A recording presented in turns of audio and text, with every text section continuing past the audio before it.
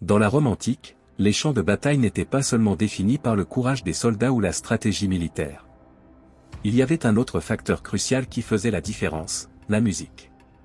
Bien qu'aujourd'hui, nous associons souvent la musique à l'art et à la culture, pour les Romains, les sons des trompettes et des cors étaient des outils puissants sur le champ de bataille, capables d'inspirer les troupes et de semer la peur dans le cœur des ennemis.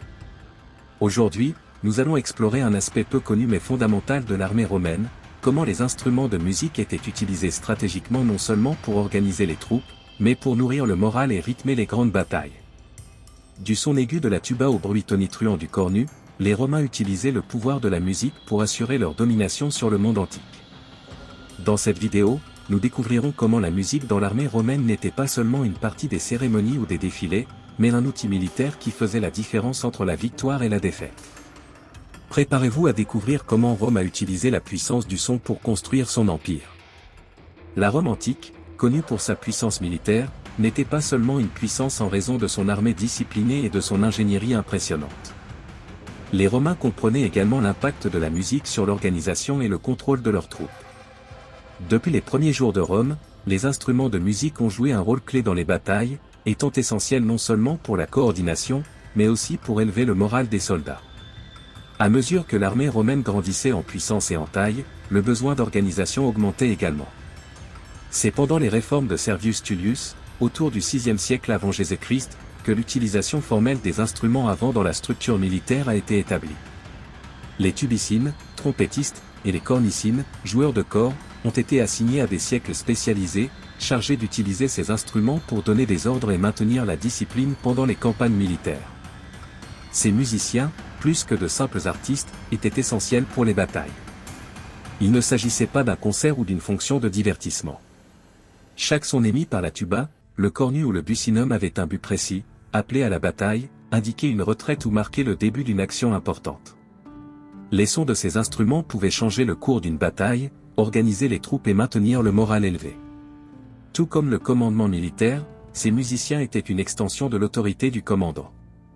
Leurs signaux assuraient non seulement la coordination des mouvements, mais insufflaient également du courage aux troupes, aidant à maintenir l'ordre même dans les moments les plus chaotiques.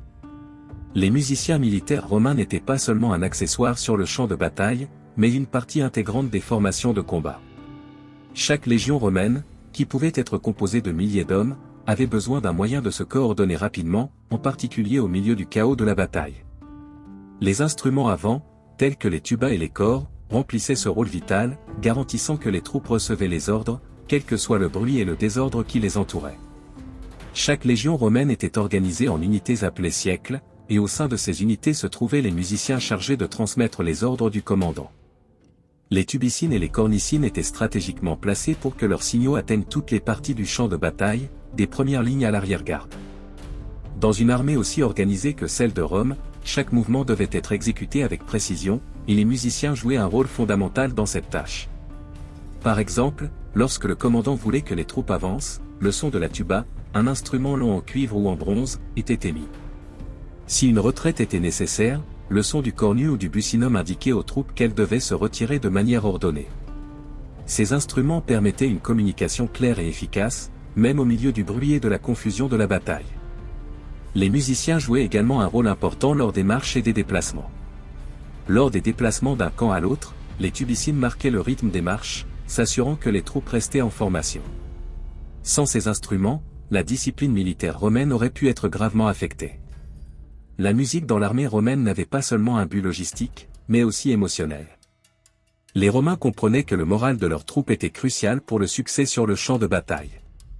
Les instruments de musique n'organisaient pas seulement les soldats, mais leur donnaient aussi du courage, insufflaient de la bravoure et aidaient à maintenir la concentration pendant les batailles. Un des moments les plus puissants de la guerre était lorsque les trompettes retentissaient pour signaler le début de la bataille. Le son de la tuba, aigu et perçant, avait la capacité d'énergiser les soldats, leur donnant l'élan nécessaire pour avancer. De même, le cornu, avec son son profond, pouvait marquer le moment de la retraite, assurant que les troupes se déplaçaient de manière ordonnée et sans panique. Mais la musique n'aidait pas seulement à maintenir la discipline. Les Romains comprenaient que le son de ces instruments pouvait également avoir un impact psychologique sur l'ennemi. Les trompettes et tubas romains, sonnant à l'unisson, créaient une atmosphère de tension et de pression, ce qui intimidait souvent les adversaires. Lors des batailles clés, comme la célèbre défaite d'Hannibal lors de la Seconde Guerre punique, le son des trompettes romaines inspira à la fois les soldats et les commandants, créant un sentiment d'unité et de but. Les Romains savaient que la musique pouvait agir comme un stimulant pour le moral collectif. Lorsque les troupes entendaient le son familier de leurs trompettes et corps, elles savaient qu'il était temps d'agir, de combattre, d'être courageux. Le son des instruments transmettait un sentiment de sécurité, même dans les moments les plus sombres, permettant aux troupes de rester concentrées sur leur mission. L'utilisation des instruments de musique dans l'armée romaine ne se limitait pas uniquement au champ de bataille. Ces mêmes instruments jouaient un rôle clé dans les cérémonies et événements publics qui marquaient les moments les plus significatifs de la vie romaine. Des célébrations de victoire aux processions solennelles, la musique militaire romaine était toujours présente, contribuant à consolider l'image de Rome en tant qu'empire ordonné et puissant. Lors des victoires militaires, les Romains célébraient avec de grands défilés dans lesquels la musique jouait un rôle fondamental. La tuba et le cornu, avec leur son distinctif, marquaient le passage des soldats victorieux, tandis que les musiciens marchaient en tête des formations. Ces processions n'étaient pas seulement un spectacle pour la population, mais aussi un symbole de la puissance de Rome, une manière de montrer au monde que l'Empire avait triomphé. En plus des victoires, les Romains utilisaient également la musique lors des cérémonies funéraires. Les tubas, souvent considérés comme les reines des instruments, étaient joués lors des processions funéraires, remplissant l'air d'un son solennel et respectueux.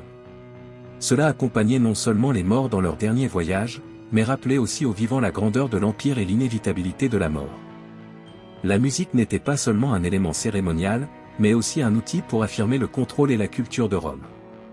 Au théâtre, lors des représentations de gladiateurs ou lors des jeux, les cors et les trompettes étaient utilisés pour signaler les moments les plus importants de l'événement, rappelant aux Romains que le pouvoir et la structure militaire étaient présents même dans les formes les plus courantes de divertissement.